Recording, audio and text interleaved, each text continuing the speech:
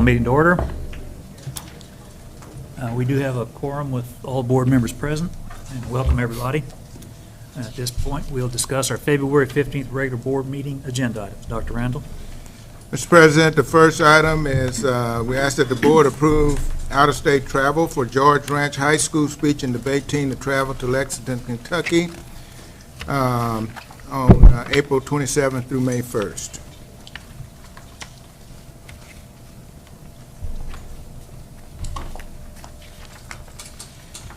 The next item, we ask that the Board of Trustees consider approval of budget amendment request.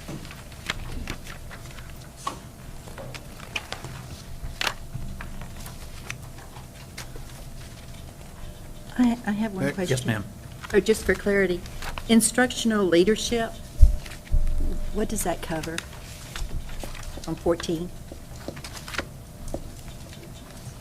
That's all of our instructional programs. So, which one specifically are you referencing? That 199.23. Oh, the actual amount? I'm at staff that Instructional leadership would be central office leadership for Central? instruction that Okay. are focused on instruction. Thank you. Next item, we ask that the Board of Trustees ratify the financial and investment reports.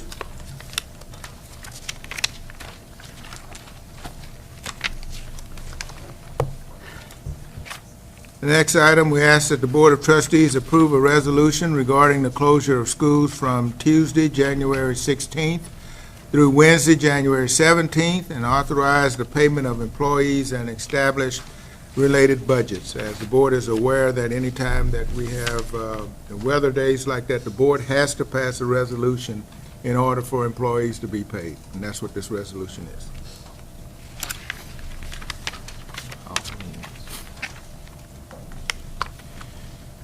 The next item is that board approve on second reading localized policy update 109.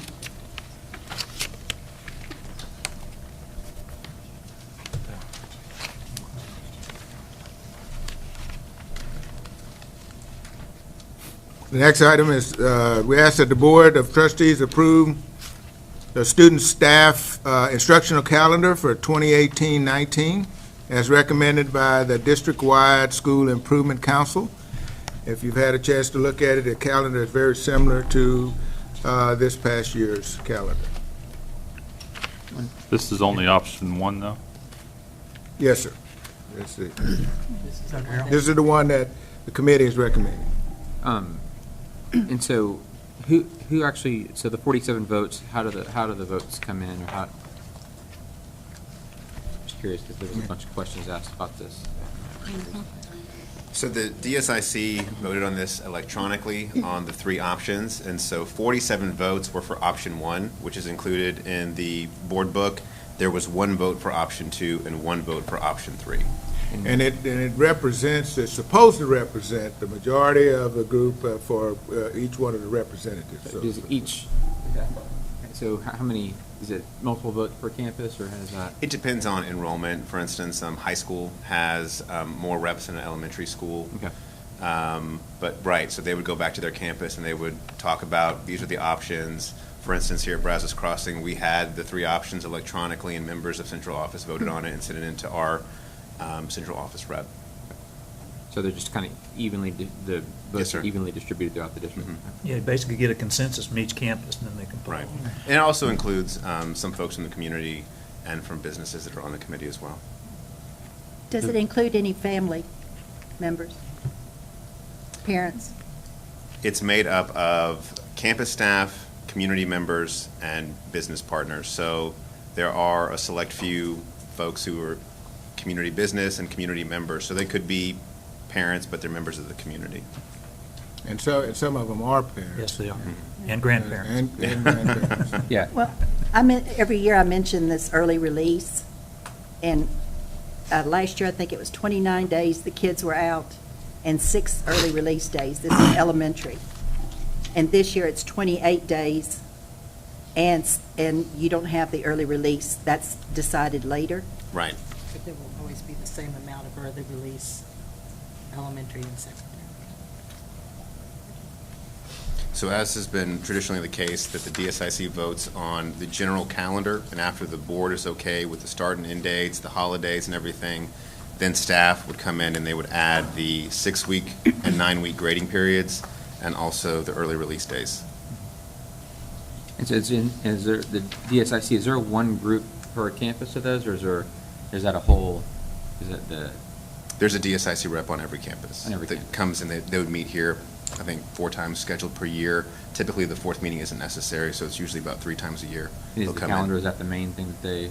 It is. They also have, they give guidance and they get to see things in terms of, in the past, they've looked at 6 weeks versus 9 weeks grading period. They've looked at that. They've looked at, typically before you all approve the secondary student handbook or things like that, they'll get a review and have an opportunity to give feedback before it comes to Is the board. rep at each campus, is that always a faculty member? I'm sorry? You said there's a DSIC rep at each campus, is that always a faculty member at the campus? Correct. Okay. Is it a teacher or an administrator? I'm not sure. Or is it different? It's typically not administrators, typically teachers. Okay. Because Could be the counselor, law nurse. requires a certain number of teachers and administrators, so that's stuff out as far as requirements. There was a bunch of this going on out, they were asking how it came about. Think about it like we sat here. So. Yeah, they're trying to blame you, weren't Yeah, they? they were trying to blame me. You're not the only one. Well, if they, Yes, they were. you can go to the website and go to community advisory committees, and then there is some information on DSIC, and it includes the meeting minutes from the meetings so far today, so they can kind of see who's on the committee, what we've talked about, et cetera. Thank you. I hear a lot from the parents, like the early release days. They think they're excessive. It puts a hardship on them, especially. I hear the most about early releases compared to the regular days. Or like, we're going to be off a full week, and yet they're going to be off that Monday after a holiday. That was the concerns that I was having. So I just brought it up. Yeah. Another question that I get asked a lot is if we could increase the length of the day, which would enable school to be let out earlier. 'Cause we're going minutes, right? That's correct. Yes. So, 10, 15, 20 minutes earlier. Actually, that's a very good segue. So we talked to the DSIC this year about these calendar options, and as we mentioned, option 1 is reflective of the current calendar. However, TEA is removing some waiver options starting after the 18-19 school year. They're giving some stand-in options for 18-19, but after that, some of the waivers for early releases and also for staff development are going away. And so for this coming calendar, for the 19-20 calendar, we are going to look at in depth, if it makes sense, to add a few minutes. HISD recently did an adjustment to their bell schedule, and so they're starting at the same time we are, but getting out a little bit earlier. Some of our neighboring districts are districts of innovation. And so if we go down either of those roads, though, we want to make sure that we're being very transparent with all stakeholders throughout a longer process than just a couple of months. And so that is the plan for the upcoming calendar. Thank you. Thank you. The next item, we ask that the Board of Trustees approve the 2017-18 Attendance Boundary Committee's recommendations to establish the attendance boundary area for Carter Elementary and to allow grandfathering of 5th grade students for the 2018-2019 school year. I have Question. some questions. Question? Yes. Why is Williams being left so light? So a couple of things. One, we do have a presentation on Thursday with a representative from the Attendance Boundary Committee. And so that individual was here earlier today and spoke with the zoning committee. So they can be on hand to answer the questions. But in looking at this area, it's a highly densely populated area when you look at the number of schools in the area. And the committee actually brought forth 5 different options. We had the initial district option, which was option A. They created options B, C, D, and E. And if you look at the binders which were provided, you'll find every option that the committee went through, including all of the documents that they looked at each meeting, sign-in sheets, et cetera. But in coming to their recommendation, which they brought to public input, was the population is just highly compacted around this Carter area, Thomas, and then when you look at Arredondo in the future, they felt like it was better to not have Carter open at or over capacity versus allowing Williams to be smaller than a newer campus. There were some conversations at Williams that it is an older campus. It doesn't have some of the similar amenities that a newer campus has in terms of a connected gymnasium cafeteria. They talked about parking issues at Williams and also the busy roads, both in front of it and the expansion next to Williams. And so they looked at those things, and the principal is also here as an ex officio member. And she talked about how when she showed up at Williams, it was about a little over 500 students, and she's watched it grow to its current number and the 12 portables that are on campus. And so we realized that when you look at the zoning of the entire area, we certainly want to have our campuses at a higher capacity, but just based on the age of the facility, the parking issues, the road, and some of the amenities, they felt like it would be better for that school to be smaller and then grow a little bit more slowly over the next decade versus having a newer campus be full and then potentially shuffle kids around. And I think the point of Williams is going to grow. It's just going to grow at a slower pace. And because of because of the classicness of the campus, and one of the challenges that we have with parking and that type of thing, they felt like that Williams is going to grow. It's not like it's not going to grow, but it's going to grow at a much slower pace. And I think the demographer will probably be able to validate that at the report on Thursday night as well. I think Also notice item 16 that we're going to be looking at is consider approval of traffic study for Williams Elementary, because that all of you probably know it's awful down there. And if we can take a couple of hundred students out of there, to me that's a significant safety issue just to get that traffic off of 762 and whatever else we're going to do. Williams is putting it It's been overcrowded. I mean, they need to. It's been overcrowded for several years. And I hear the teachers here. Why can't they send them ridiculous? I mean, they've been. And Williams Way also is extending, and it'll be coming right by Williams Elementary as well. And I think also to Mr. Hubenak's point, one other major point of concern or investigation with the committee was Bonnbrook. And it's a big development. And so when you looked at the numbers, there are about 400 students in that one neighborhood. So no matter where they went, it was going to impact the school zone. And we had a similar incident with the opening of Adolphus a few years back, where, as part of our master plan principles and our zoning process, we want to keep our neighborhoods together as one sort of unit. And so you might recall that Frost, the enrollment went down also in the 400s, and it slowly crept back up since then. And so they're taking a similar approach, is that they really didn't want to split Bonnbrook. They didn't want to split some of the other neighborhoods. That's such a big swing piece in terms of wherever it goes. If you left it at Williams, Williams basically is going to stay over capacity. And so that was part of their consideration. So with Williams,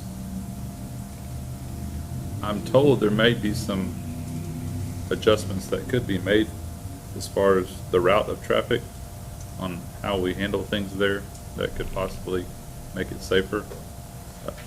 Where I'm going with all this is Williams is going to be left at 400-ish capacity, and I understand why Thomas is being left heavy because of Culver. Correct. But even with Culver coming in, once we rezone again for Culver, by my math, you still have Arredondo over capacity. But right now, you have Arredondo over capacity, Thomas over capacity, Meyer over capacity, and Beasley over capacity. Once you add Culver, you pull the students, which I'm guessing their kids will come from a part of each one of those elementary schools. Each one of those schools is probably going to be still left at or over capacity, which means we'll still be in the portable business. Well, no doubt, and you'll hear it on Thursday that, last year we were the 6th fastest growing school district, so we are definitely dealing with fast growth issues. In terms of Arredondo, and we talk with our demographer when we come through with these options about, hey, what makes sense in terms of long-term planning. We don't just arbitrarily sort of make these designs to give to the committee, but the demographer has talked about Arredondo being relieved by a potential elementary near the Veranda development. If you look at the Arredondo zone, a big chunk of it is north of 59. And so that is really what we're looking at for a future relief of Arredondo. And then with Culver, Meyer, and Thomas, definitely But then certainly, similar to how things are up north of 1093, I have no doubt within this next decade, based upon, we're going to have additional schools around Carter, around Thomas, in that area, and so. Right, and I'm not arguing that at all. I know the growth is, I mean, we've kind of only just begun, but my point is, even if we add schools later, which we're going to need to, we're still going to have to rezone then. Why leave one school at half capacity when you have kids walking out in the rain and the heat and the cold and everything else out to portables at 3 other schools, just so that school can be way under capacity?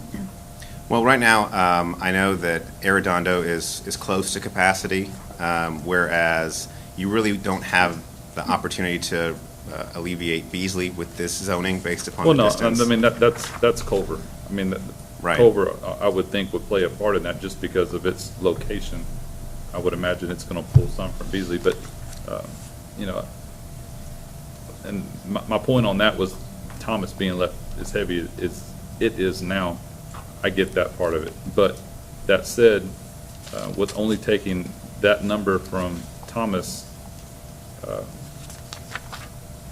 and leaving Culver so light, we're still going to put ourselves in a situation of a brand new school being at capacity when you still have another school at almost half. And that was my point and all that. And I think that was probably the main thing that the committee struggled with, in terms of the space utilization at Williams versus at Carter. And even if you look with what the committee came up with, is that Carter is going to be over 800 kids within 5 years. And so,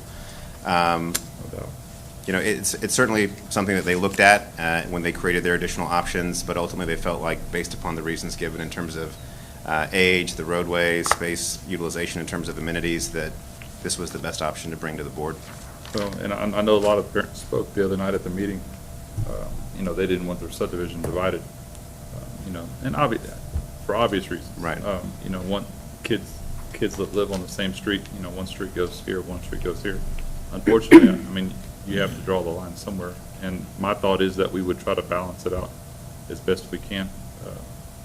I think getting out of the portable business as much as we can would not only benefit the students, but cost as well. Maintenance, I mean, those portables, some of those are in horrible conditions. So my 2 cents. Okay. Okay.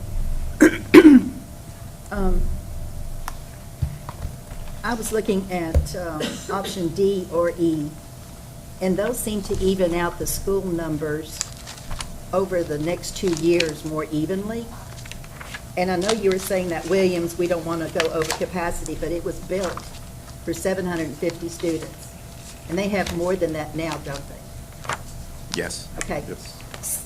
But on option D, in 2018, it would go to 672. Carter would go to 609. Thomas to 675. Arredondo to 780. That doesn't put any of them over capacity except for Arredondo. I know when when Arredondo was built, Frost went down to under 400 students. And when we About did the 400. audit, yeah, and it stayed that way for about 3 years, maybe more. And yet Arredondo was at capacity.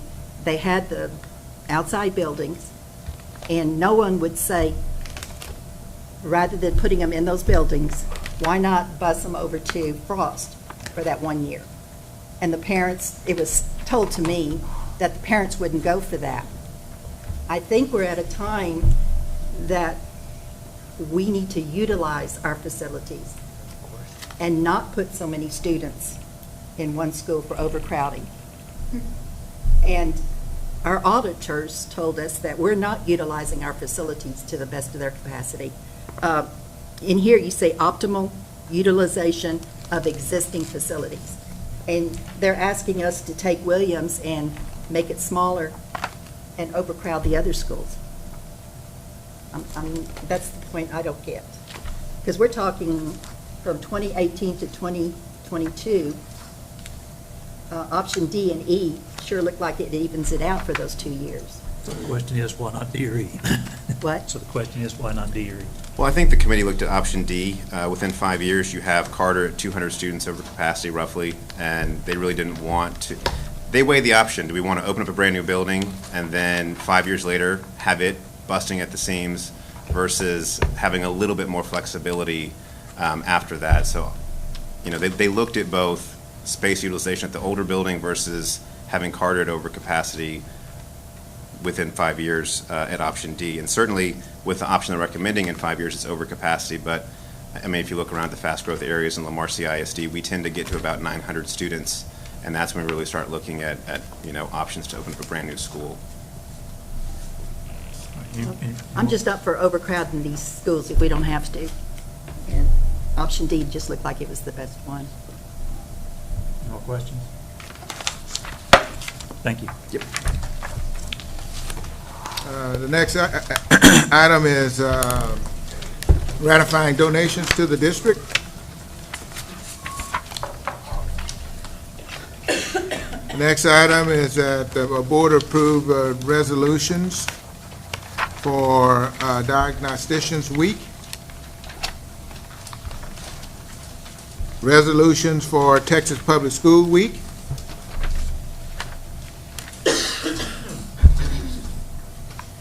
next item, we ask the board to approve the CenterPoint Energy Blanket Easement for the installation of overhead and underground electrical services for the Natatorium at Foster High School.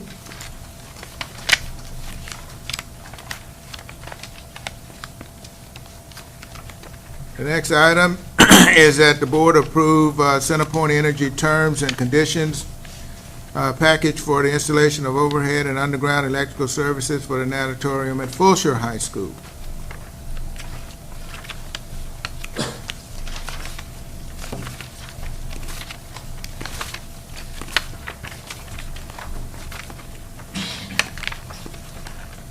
The next item is that we ask the Board of Trustees approve the CenterPoint Energy Terms and Conditions package for installation of overhead and underground electrical services for the Natatorium at George Ranch High School.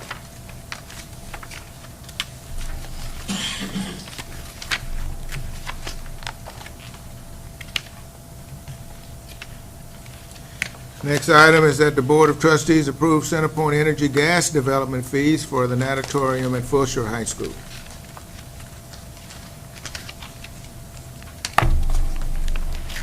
Next item is that the Board of Trustees approve Terrorcon for additional materials testing for Terry High School baseball complex.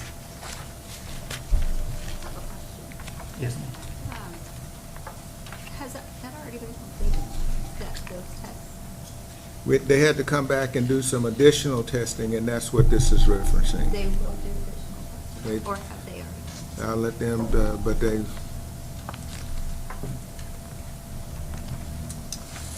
What was your question again? Has the testing already been done?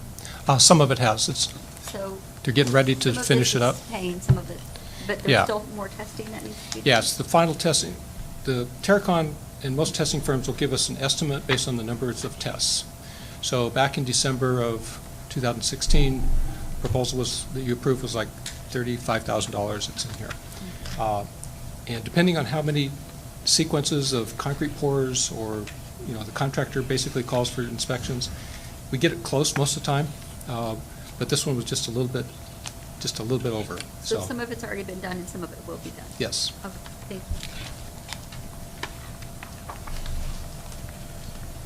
the next item is that we're asking the board to approve Roadrunner Moving for providing moving services for a support services facility.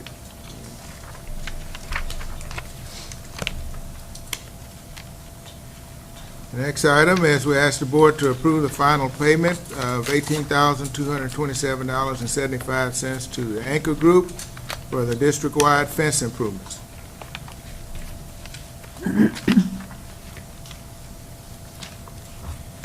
Next item, we ask the board.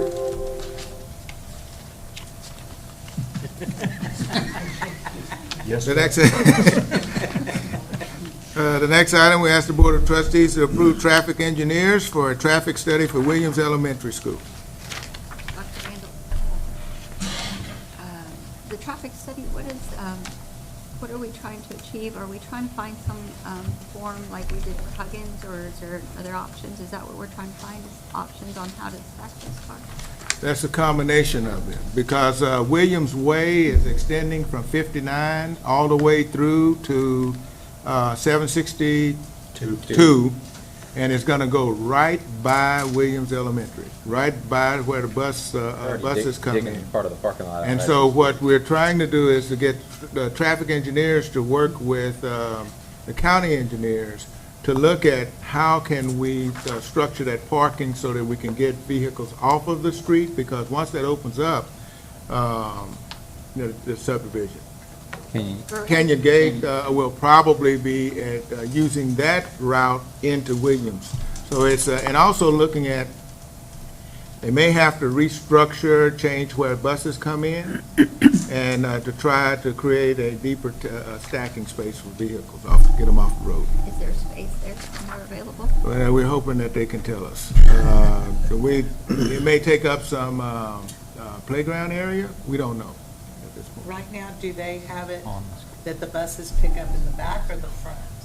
I know we had to change that Side. at On the side. Austin. On the side. Because we had to change that at Austin Elementary because we had to get the pickups off the main Pitts Road. So I didn't know, where are the parents stacking them to go pick up? On 762. Side of the road. Come in the front of the building, yeah. So that's hazards everywhere. Be flip-flop. I'm curious, how did that school get built there, knowing, or wasn't that in future planning that that road was going to come all the way through? There was already a road there, it just obviously wasn't as wide. But, the planning part of that, There were mostly cows across the street over there. Most of all of that was. but we didn't realize we were so close to the easement to, Well, I can't speak for. I guess that was a long time ago. It was 1980. Really? 85, yeah. I remember when And that. actually, wasn't a road. 85? Right. I don't think I it's. remember when it was. There wasn't a road there. They just cut it. There was no road. Well, I understand that, but when you buy property, if you see It was out. the easement, I guess it was, This is- nobody thought we Well, could these do are all this. developers that come in, in the county, and they decide to cut that, But one of the good things is that that's why we have PASA that can help us to make sure that we know what roads are coming in and where subdivisions and that type of thing are coming. So we've come up with a method to make sure that future boards won't look back and wonder why did we do? you do Why that? did we do that? All right. I moved out there about 20 years ago now, and there was all kinds of forecasts of where the Grand Parkway was going to go and how it was going to develop, and all of that has greatly exceeded expectations, I can tell you that, because out where George Ranch is, it was a cow path out through there, and there were 6 cars a day. So. I was told in 2001 that the Grand Parkway would be done in 4 to 5 years, going through there. So That was in 2001. we've got to live with the cards are dealt on that one.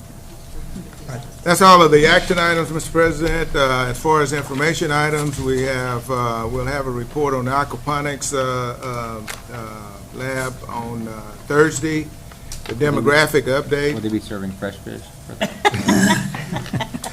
We're getting close. We're not quite there yet. but No fish yet. We're getting close.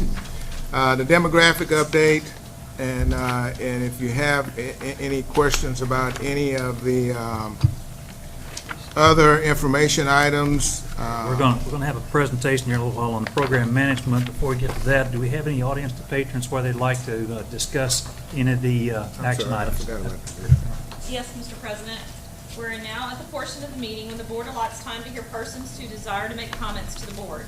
Persons who wish to speak to the board must sign up to do so as they arrive, and they must indicate the topic about which they wish to speak. No presentation shall exceed 5 minutes. Delegations of more than 5 persons shall appoint 1 person to present their views. The board will hear the concerns, but the board cannot deliberate, discuss, or make a decision on any subject that is not posted on the agenda. Persons who speak to the board cannot complain about a district officer or employee in open session. Such concerns are heard in closed session after proper posting of the agenda items has occurred. As you come forward, please state your name and your address, and our first speaker is Keitha Cummings.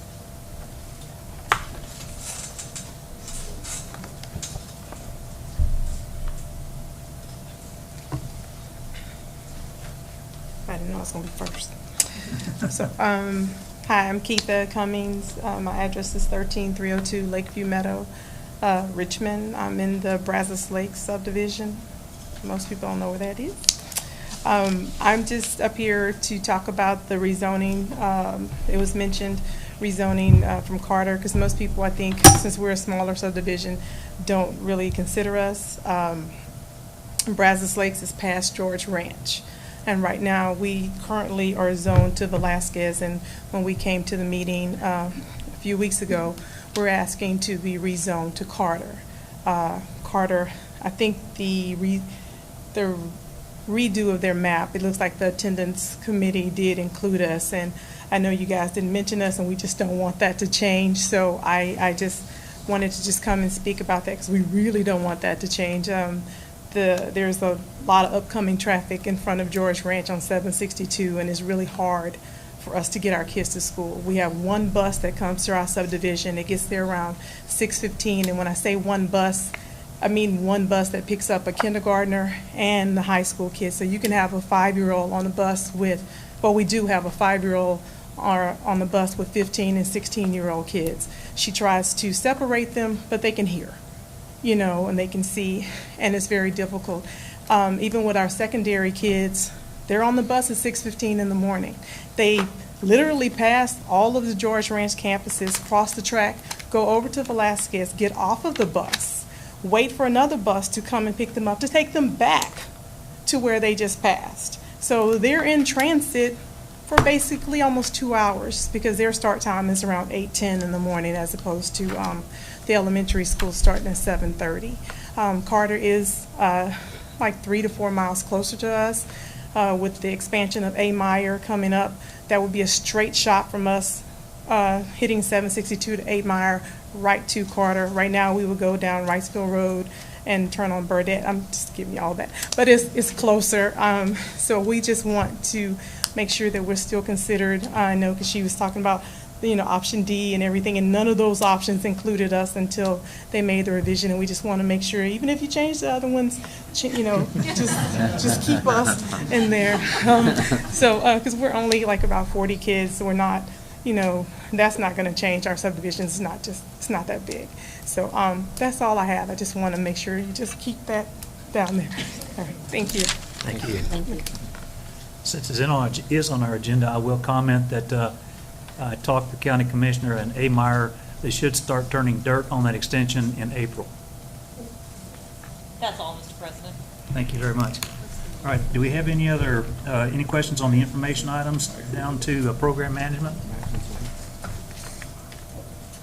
If not, we have a presentation on program management. Nikki?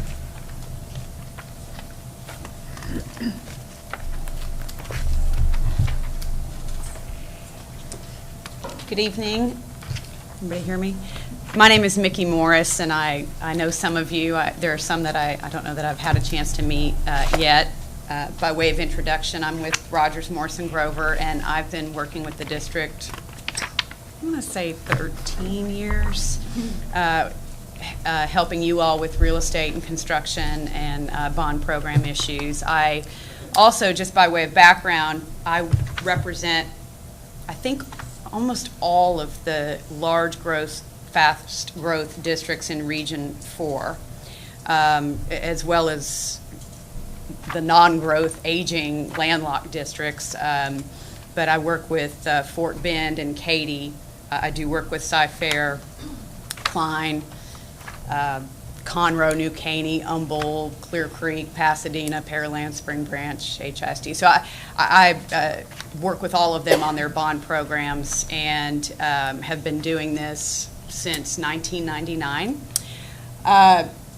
I'm here, Dr. Randall asked me to come and share with you just some of my experiences in representing these districts through multiple bond programs, my experience with program management, and what I've seen with some of my other clients and what some of my experiences have been. There's a lot of confusion about what a program manager is, what they do, and I'm not here to advocate for any one particular type of model. It's a very personal decision. It's a very customized decision based on your district. I see growth districts that have never used program management. I see growth districts that only use program management. I've seen outside program management. I've seen districts that do hybrids. I have clients that they're landlocked and they're not going to grow. They're aging and replacing. They use outside program managers, and then I have similar types of districts that don't. So it really is a preference, but I'm going to talk to you about some of the considerations that when I get this question from school districts, should we have outside program managers or inside project managers? This is what I tell them to think about. And I have some pros and cons that I ask them to consider, and we're going to talk about that. So what is a project manager or program manager? A project manager is somebody who acts as your agent on your behalf, whether internal or external, to protect the owner's interest, to protect your interest, to make sure that the project from the planning through the occupancy and warranty phase goes off smoothly. They look at the planning and design process. They oversee the procurement process, the construction phase, occupancy, warranty, and it's their job to make sure that you are and that all the vendors working on the project are working to get the project in budget and on schedule. A program manager does what a project manager does for multiple projects within a capital improvement program. And oftentimes you'll see with outside program managers, they will also bring some blanket services such as the coordination of multiple projects, interfacing with demographers, looking at working with spend down obligations under your bonds, working with outside auditors, and doing things on a large bird's eye view than an individual project manager would. So some of the general duties of a project manager and a program manager, if they're looking at a whole program. This is where, to your point, Ms. Kaminsky, coordinating with authorities having jurisdiction. What is going on in the areas where these projects are planned, where these properties are, where are they going to drain, where are we going to get utilities, what are the access issues, a lot of upfront planning that may determine how you construct a project, where you construct a project, and if you're looking for land, assisting with that due diligence before you buy a piece of property to make sure that it's suitable, constructible, feasible within your budget. Coordinating with finance, maintenance, instruction, technology. Finance, of course, that's critical to set up budgets and allocation of bond dollars to projects.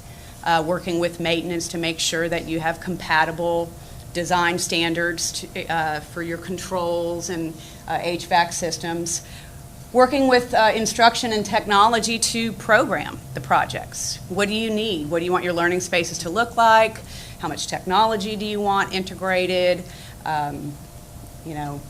Open classroom concepts, closed classroom concepts, making sure that you all have educational specifications that you're happy with, that the program will then be designed to meet. Coordinating with the design and construction team on project execution, and that really is not just assisting with the procurement of those vendors, but making sure that they're working together, that it's a seamless transition from the design phase to the construction phase and the negotiation and program procurement obligations in between. Monitoring and enforcing schedule and budget, and that's both within a program or within a project and among multiple projects within a program. So there's a macro and a micro component to monitoring bond budgets and schedules. Reviewing pay applications to make sure that everybody who's trying to get paid has done the work that they're asking to be paid for and that they've done it properly. Reviewing requests for change orders.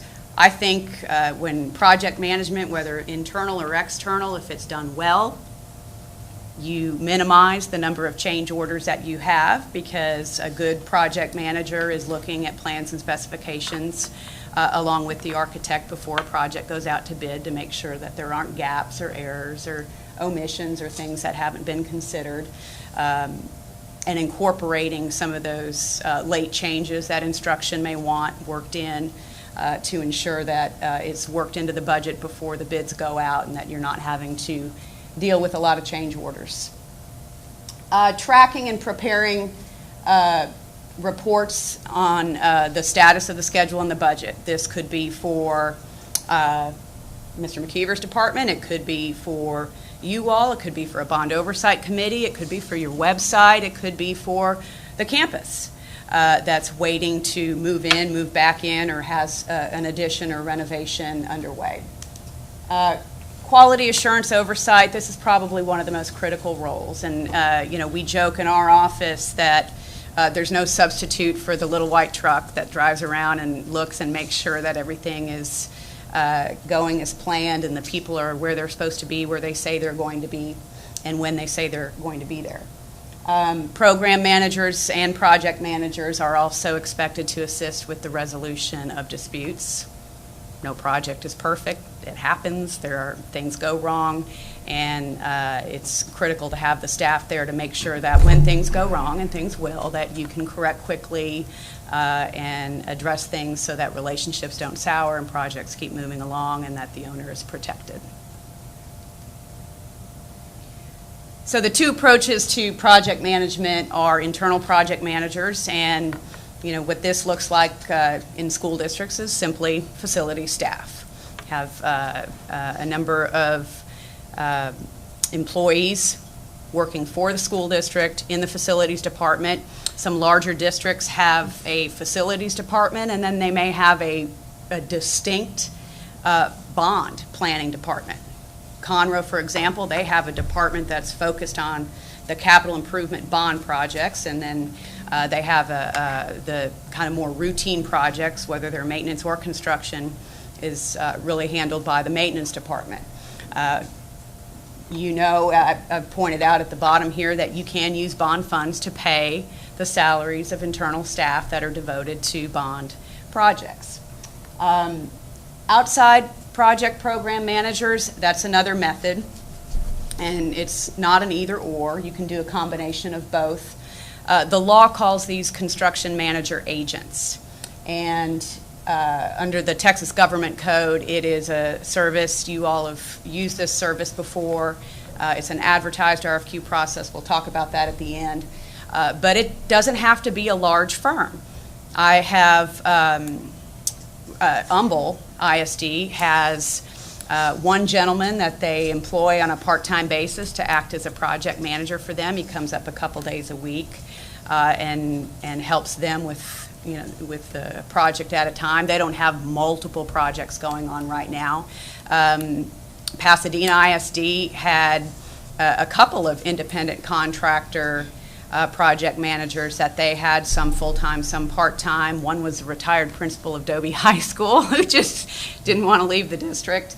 And then when you're dealing with an outside firm as opposed to individuals, that's scalable as well. There are smaller companies that will bring a team of 5 to supplement your internal staff, and then there are companies that will send 20 people at various times throughout the life of a program to do various things. It's up to you and how you set up your RFQ. And I had one district who said, make sure it's very clear that we want just a little tiny team to supplement. We don't want, this multinational company coming in with, a team of 25 people. And so we wrote the RFQ that way.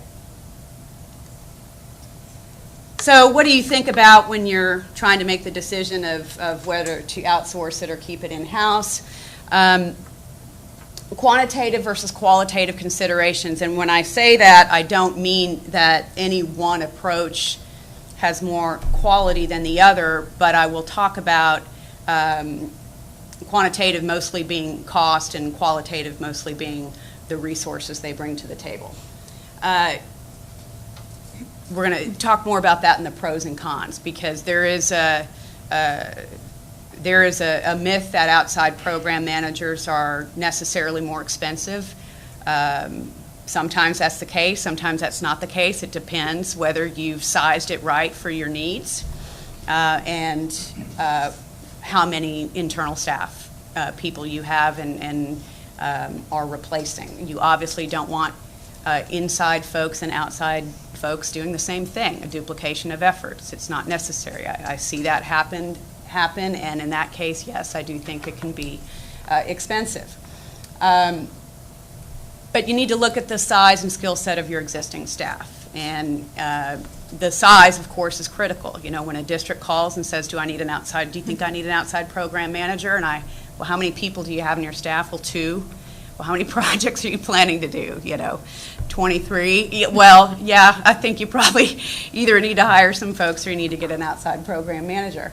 But look at the skill set and look at it compared to the types of projects you're going to do. If you have somebody there who may be a great on-the-ground oversight, QA, eagle eye, great with numbers, but not really up to speed on 21st century learning spaces and technology and working with the types of facility standards that you may want in your new campuses, and that may be something you need to consider outsourcing. You may not have a staff that's trained in working with sophisticated project management software, the type that will track spending and have all the aerials and drone videos available for public. They may not know how to operate or set up a website for a bond program. So you need to look at the skill set in addition to the size. You may have a lot of folks working for you, but none of them have the detailed cost estimating experience, or you may not have an architect or an engineer among them that can do QA review of designs. You want to look at the length and term of your program. One of the concerns I hear expressed, and usually by board members when I talk to them about these options, is, well, we don't want to hire a bunch of people and then when the bond program's over in 5 years have to eliminate their positions. Well, that's a real consideration. So what are you going to do with that staff during those out years, and can you keep them on simply a deferred maintenance program if you're not looking at having another bond program on the heels of the one coming up? The impact to your operational or organizational structure. And that's not just when the bond program's over, but are you going to have to shuffle people around to make a larger internal program staff work? Do you have the people to fill those roles now? Will you have to transfer some positions, make new hires, maybe add new supervisory positions?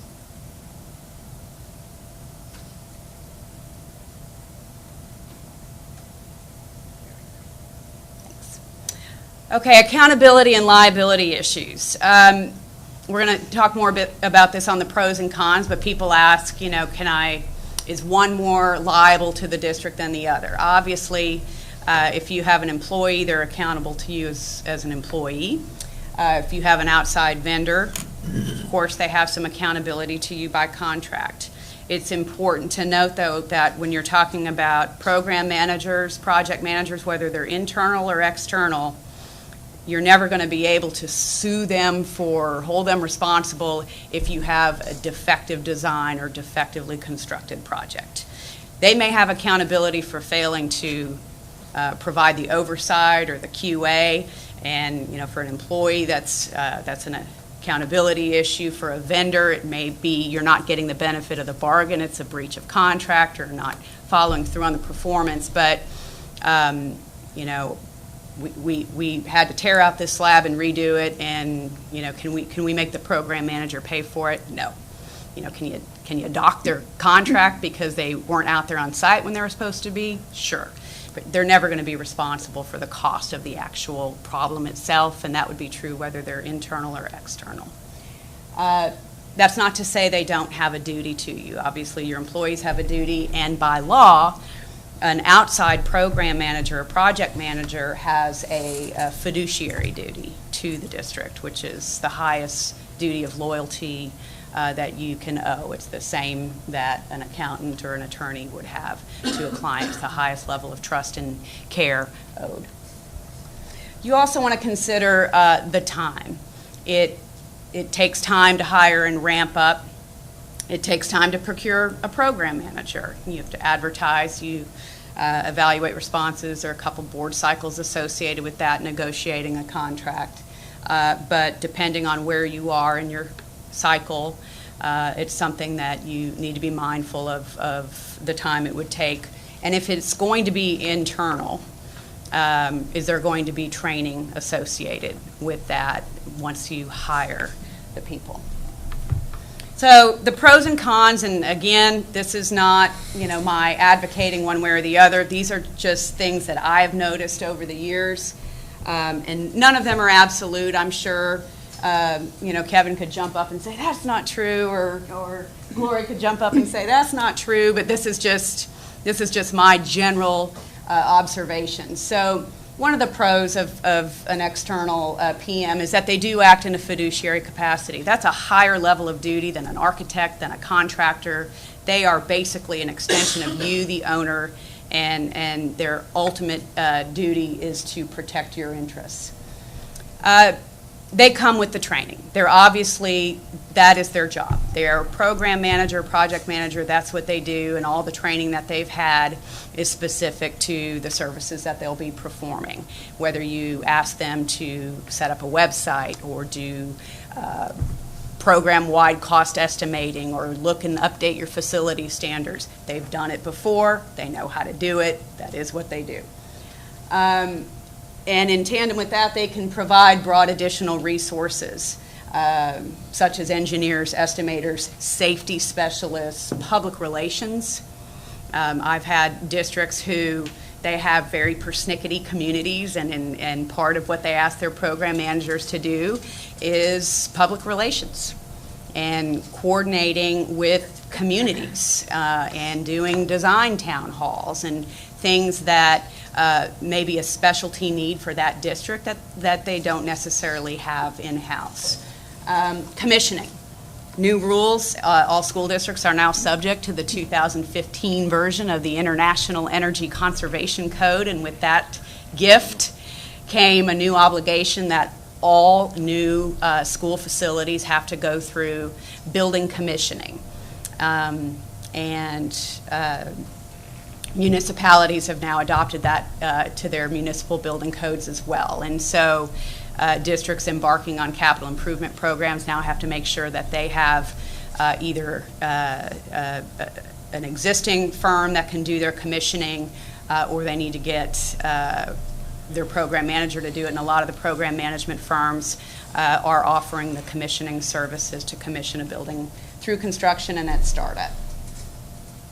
The other pro of an external firm is that you can tell them to leave anytime you want, and their feelings won't be hurt. They know they're only there for the term of the program, and once it's over, they're gone. They'll taper down at the end as needed and transition to the occupancy and warranty phase, and you spare yourself that expense between capital improvement programs. Some of the cons that I would share is that the costs are going to typically be either a percentage of the program budget or the program cost, and oftentimes, I'm actually seeing more of this lately, not as much a percentage, although it may be backed into as a percentage. It really is a fixed fee based on the level of time and staffing. And when I negotiate these contracts now, very detailed staffing plan of who's going to be there at the beginning, and then there's a ramp up during design and construction, and then another tapering down as you're occupying buildings and going into warranty phase. And so they will tell you exactly what that team is going to look like from beginning to end, calculate the hours with their labor burden, and they'll come up with a lump sum fee for that. Plus any general conditions that aren't included in those fees. Do they need telephones, office space, desks, things like that. The other con, but this is a con for both of them, but I feel like it needs to be said because I think there's a misunderstanding about that. They have contractual liability for failure to perform. They don't have legal liability for design or construction defects that happen under their watch. One con I've noticed and this may not be true for a repeat program manager, but they may not necessarily come with institutional or community area knowledge, where your employees, if they've been in Houston their whole lives or been with your district previously and they're going to train into the position, they have some institutional knowledge, they may have some community knowledge. It's not uncommon to work with program managers, some of whom have been in Houston for a long time and some just moved from their last program at, Northeast ISD, and they may not be familiar with your area. And again, that's not true across the board, but it does happen. And I think I'd be remiss to say that while an outside program manager does have the highest duty of loyalty to you, fiduciary duty, they also have an employer, and they also have a boss, and they also work for a company that itself wants to be profitable and make money. And so I have seen at times that there can be a tension between their duty to you as the owner and their duty to their own company, especially if the road's getting a little bumpy somewhere. Pros and cons of the internal. It's kind of the flip side of what we talked about on the external. The pros, obviously, they have a performance accountability to the district and to the board. They want to do a good job. They want to keep their job. They want to perform well. And that's the only duty of loyalty that they have, is to you as their employer. They may gain more in-depth knowledge of the institutional and local community more quickly than an outside vendor will, because they're here all day, every day, and some of your program management staff externally will be here on site every day. Some of them won't. Some of them work in the home office. Some of them come out once a week. The pros, they can stay on staff after the program is over or the project to provide support during post-occupancy years. I have seen districts that have taken inside project managers, and in down years, they do move them over to maintenance, or they move them over to technology, and they can bring some of that construction knowledge to help on out years with deferred maintenance, technology upgrades, and things that are still going on until you do ramp up for another bond program and need them to be dedicated to that. On the con side, it can be challenging to find sufficiently experienced staff within your salary and budget. Especially if there's not a lot of existing school district facility folks that are looking to make a move. You don't know why they're looking to make a move. It may be that they see this district as a great opportunity, or it may be that you have to go looking into the private sector for experienced and talented people. And oftentimes I see school districts struggle to compete, especially in a booming construction market, with the salaries offered in the private sector. And so that can be a challenge. There may be training required. Certainly, if you're getting somebody from the private sector, they may not know what a board agenda is or why they have to deal with it, or open meetings or TPIA or public procurement rules. So there can be a learning curve there. And again, as I mentioned, positions may have to be eliminated or downsized or repurposed in non-program years. And assuming you find wonderful people, you may have areas where you still find it necessary to supplement with outside services. Design review, cost estimating, commissioning, land due diligence. There are still certain things that you're going to need outside vendors to do despite the health and skill set of an internal staff that just really require outside specialty skills. I just want to summarize. This is just a kind of a breakdown of the process if you are going to go out for external project or program managers, just so everybody understands what that looks like. You can retain them at the outset of a program to oversee the early planning stages and design. There are some districts who get program managers before they get architects to help with planning for the election itself, doing some very rough schematic scoping and rough budgets to help size the bond election appropriately in terms of the ask, and doing facilities assessment to determine the needs and prioritizing projects for the bond. Working with community to make sure that there's sufficient and accurate information in the community about the bond program being proposed before the election. So I have seen districts who bring them in even prior to the election and prior to the hiring of architects. Obviously, their services being contingent upon the passage of a bond election, I've seen them go away when bond elections fail. They do have to be competitively procured using a publicly advertised RFQ process. So they cannot be competed on the basis of price, and it does have to be an advertised process. So they're selected on the basis of competence and qualifications. Once you select them, then you can negotiate a fair price. If you're not satisfied with the negotiations, you can terminate those negotiations and move on to whoever you determine is the next most highly qualified or competent firm. They cannot act as a contractor or subcontractor, so they're solely there to act as your agent. They can't build anything, they can't subcontract anything, they don't design anything. They're not expressly prohibited from designing anything, but they typically don't. They can, however, do building commissioning for you.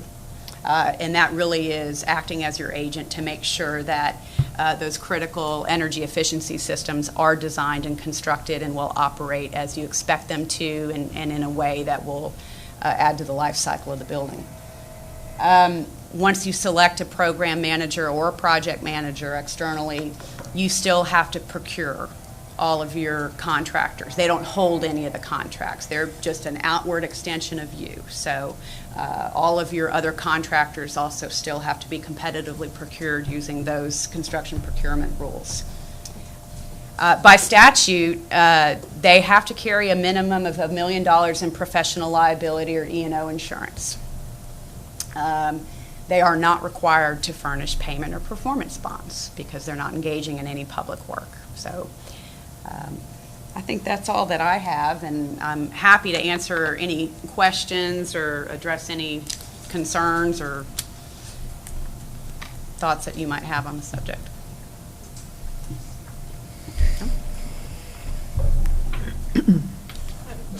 All right, Mandy. Is there a hybrid of both of these that work together, like you have an internal team, but you also have some projects that are handled by external as well? I mean, does that ever? It's actually quite common. That's the model HISD has used for years. Fort Bend has used that for their last program. Pearland is doing that now on a smaller scale, as is Galena Park and New Caney. Let's see. And they vary in scale, but I've seen it done where internal project managers handle certain projects. External project managers are handling more comprehensive. In fact, next week I'll be up in Austin helping Austin ISD negotiate their program manager contracts, and they're going to do just that. They've actually have targeted projects that they're going to have internal staff handle, and then they have more comprehensive projects that they're going to use outside program managers for.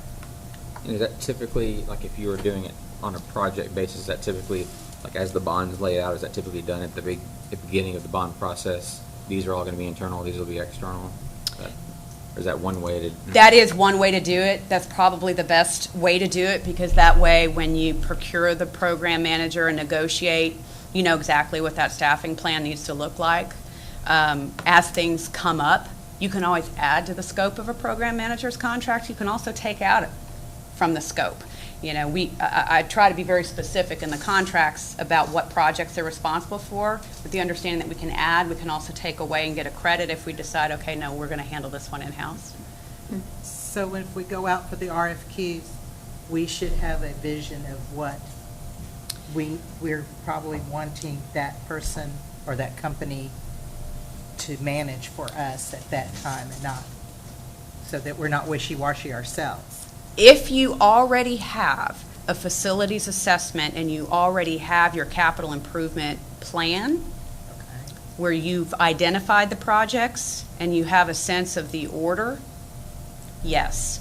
I have seen it done where the program manager comes in so early that there's some upfront services performed really on an hourly fee basis until such time, and you've negotiated what that compensation will look like down the road. In that case, it usually does have to be a percentage, or you can revisit it later to negotiate the total amount and just kind of have an estimated amount.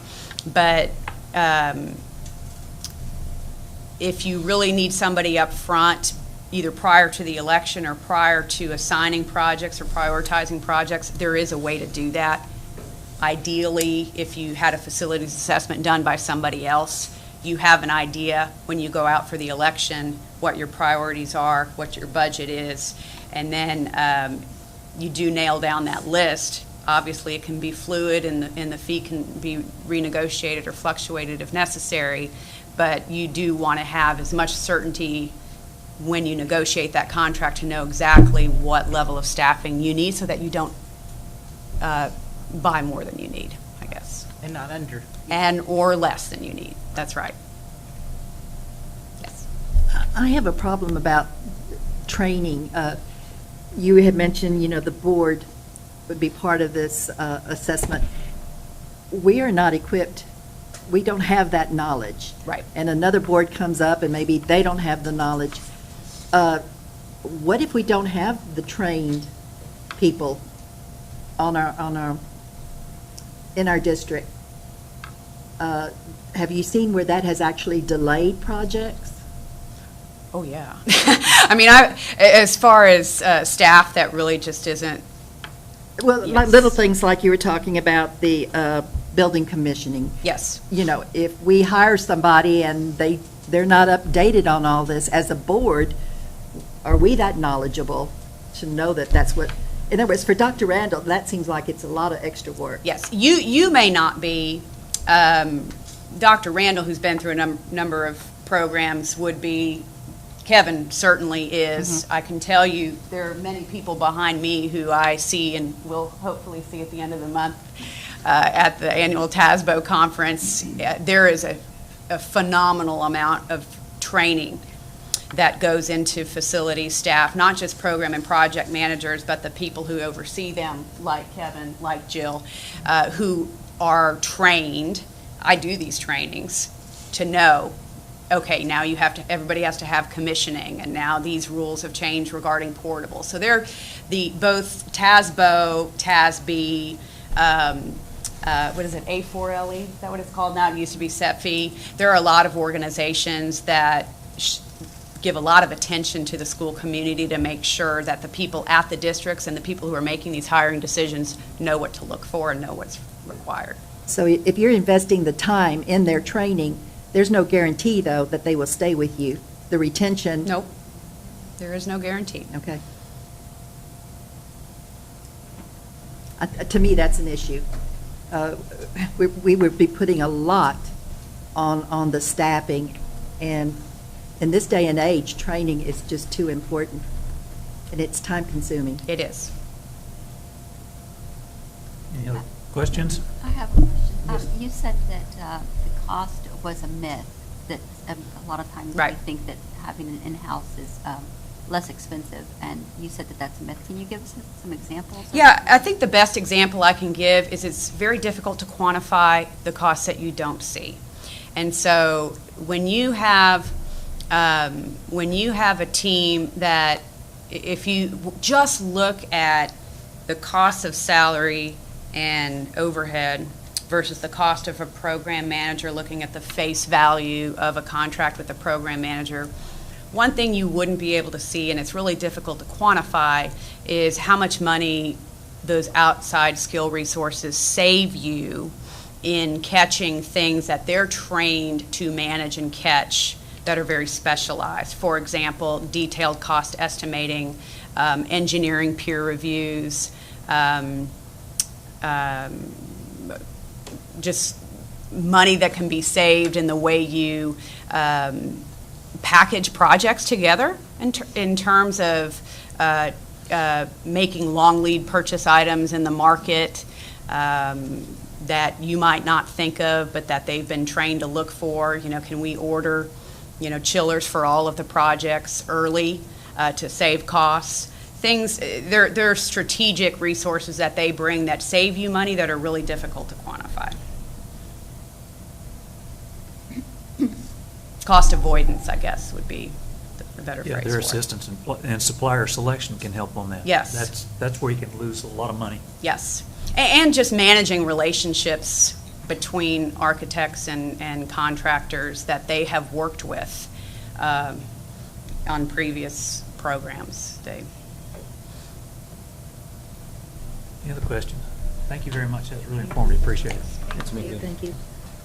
At this point in time, we're going to go into closed session. We're going to adjourn to closed session pursuant to Texas Government Code Sections 551.07, 551.072, 551.074, 551.082 of the Open Meetings Act. And it's 7:40.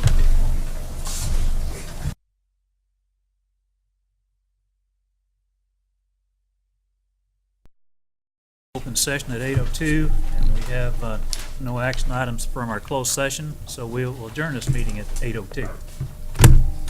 Thank you, everybody.